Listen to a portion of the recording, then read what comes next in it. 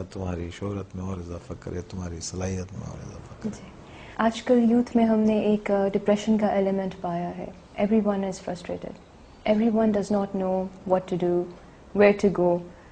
Youth کو یہ بھی نہیں پتا کہ بڑے ہو کے لائک ہمیں کیا کرنا ہے, کس ڈائریکشن میں جانا ہے. جس سے بھی بات کریں وہ یہی کہتے ہیں کہ ہمیں پڑھنا ہے اور باہر جانا ہے. What is the thing required to eliminate that element of frustration in the youth?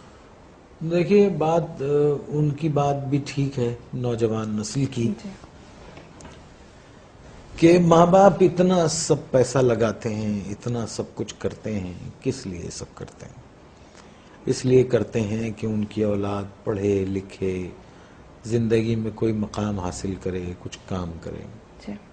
اور اسی طرح سے پھر اس کی آنے والی نسل اس کو دیکھے اور اس کو اپنا رول ماڈل بنائے. جب وہ پڑھ لکھ کے پریکٹیکل زندگی میں داخل ہوتا ہے تو اس پر ہر چیز کے دروازے بند ہو جاتے ہیں, نوکری کے, آگے بڑھنے کے, صلاحیت کے. ہم کیسے لوگ ہیں؟ ہم میں کوئی چیز, کیا چیز ٹھیک ہے ہم میں؟ مجھے آپ بتائیے. یعنی مجھے یہ کہتے ہوئے اچھا تو نہیں لگتا کیونکہ میں اس ملک کا ایک رہنے والا ہوں, لیکن میں اس لیے کہوں گا کہ مجھے اس ملک سے بہت محبت ہے. میں نے کبھی یہ نہیں سوچا کہ ملک نے مجھے کیا دیا. میں نے ہمیشہ یہ سوچا کہ میں نے اپنی کیپیسٹی میں اپنے ملک کو کیا دیا ہے. تو مجھے اندازہ ہوتا ہے کہ میں نے لوگوں کو خوشی دی, میں نے لوگوں کو قہقہے دیے, میں نے لوگوں کی دکھ اور تکلیفوں کو شیئر کیا میں نے. اور لیکن ہم ہر شعبے میں ہم بے ایمان ہیں. کیوں ہیں؟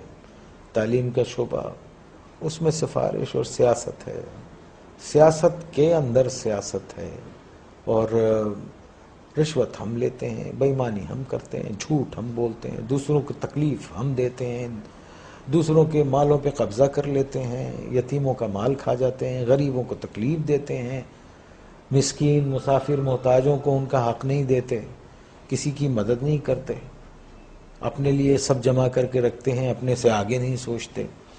تو آپ یہ دیکھیے ایسے معاشرے جو ہیں وہ اگر آپ اتنے برے ہو رہے ہیں جس طرح سے نظر آ رہا ہے آپ کو, تو اگر آپ قرآن شریف پڑھیں تو اس میں جو قومیں اللہ تعالیٰ کی احکامات کو نہیں مانتی اور جو ان سب چیزوں میں نافرمانی میں جب بہت آگے چلی جاتی ہے, تو اللہ نے کہا ہے میں ایسی قوم کو تباہ کر دیتا ہوں اور پھر ان کی جگہ دوسرے لوگ لے آتا ہوں. اللہ کہتا ہے کہ میرے لیے یہ کام کوئی مشکل نہیں ہے.